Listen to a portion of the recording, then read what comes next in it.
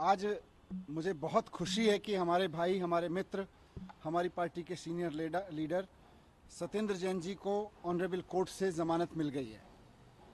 सत्येंद्र जैन जी इस देश में मोहल्ला क्लिनिक की क्रांति के जनक हैं। पब्लिक हेल्थ सिस्टम को, सरकारी हेल्थ सिस्टम को, सरकारी लोकल हेल्थ सिस्टम्स को, सरकार के बड़े बड़े हॉस्पिटल्स को कैसे शानदार बनाया जा सकता है, और ये कोई असंभव काम नहीं है, इसको संभव करके दिखाया सत्येंद्र जैन जी ने। दिल्ली के लोगों को सत्येंद्र जैन जी की वजह से आज शानदार हॉस्पिटल मिले हैं, नए नए हॉस्पिटल मिले हैं, पुराने हॉस्पिटल्स का रिवैम्प हुआ है उनकी वजह से, और मोहल्ला क्लिनिक जैसी इनोवेटिव चीज़ मिली है जिसको अब देश ही नहीं दुनिया भर के लोग जिससे सीख ले रहे हैं। कई राज्यों में मोहल्ला क्लिनिक बनाए गए हैं। ये सब सत्येंद्र जैन जी की देन है।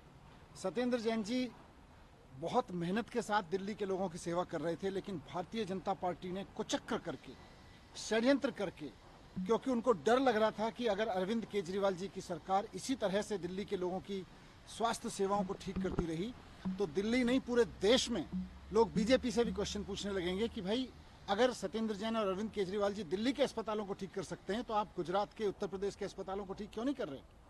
आप बाकी राज्यों के जहां आपकी सरकारें, वहां के अस्पतालों को, सरकारी अस्पतालों को ठीक क्यों नहीं कर रहे? ये बात पूछने लगेंगे। इसलिए सत्येंद्र जैन जी को गिरफ्तार किया गया। कुछ नहीं मिला उनके खिलाफ, तो 4-4 बार उनके घर पे ईडी की रेड की, भारतीय जनता पार्टी ने ईडी की रेड कराई उनके घर पे, लेकिन उसके बावजूद उनके घर से एक पैसा नहीं मिला, एक कागज नहीं मिला।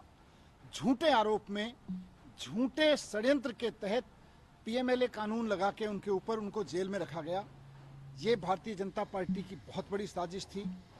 आज भारतीय जनता पार्टी की पूरी साजिश का पर्दाफाश हुआ है, क्योंकि सत्येंद्र जैन जी के खिलाफ कुछ नहीं निकला। आज ऑनरेबल कोर्ट में खुद ये ऑब्जर्व किया गया कि इस केस में अभी तो पता नहीं कितना समय लगेगा। क्यों समय लगेगा? क्योंकि कुछ मामला तो है नहीं। अब इधर उधर से भानुमति का कुनबा जोड़ जोड़ के कोई झूठा केस बना रखा है।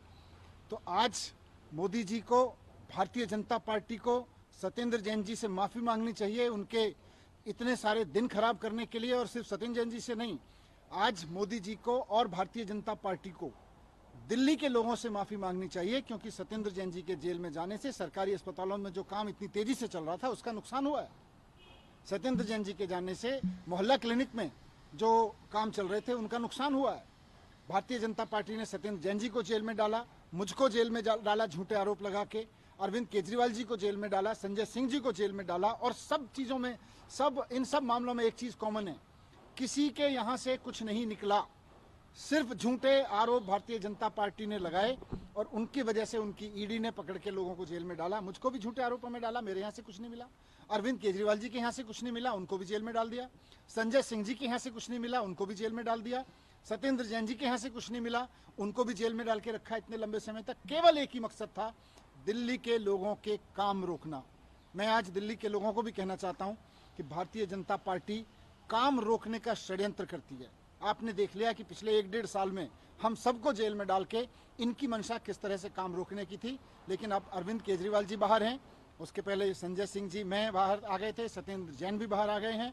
सब काम अब बहुत तेजी से होंगे और दिल्ली के काम बहुत अच्छे से होंगे। सर, आज संभावना बन रही है कि आज ही वो तिहाड़ से बाहर निकल सकते हैं, तो क्या आप लोग सबको जाएंगे उनको लेने के लिए? बिल्कुल बिल्कुल लेने जाएंगे। सत्येंद्र जैन जी हमारे सबके हीरो हैं, हम सबके नहीं, पूरी दिल्ली के हीरो हैं। हेल्थ सिस्टम को देखें तो पूरे देश के हीरो हैं सत्येंद्र जैन जी, उनको लेने जाना बनता है। विधानसभा के ठीक पहले सारे नेता आपके जो एक एक करके जेल में गए थे, उनके बाहर आने, देखिए भारतीय जनता पार्टी ने क्यों डाला सबको जेल में? सिर्फ इसलिए ना कि मैं, सत्येंद्र जी, अरविंद केजरीवाल जी के नेतृत्व में जिस तरह से एक के बाद एक हेल्थ सिस्टम, एजुकेशन सिस्टम, बिजली के सिस्टम में, पानी के सिस्टम में काम कर रहे थे, उन कामों को रोकना इनका मकसद था। कुछ समय के लिए काम रोके, लेकिन इनकी साजिशें नाकाम हो रही हैं।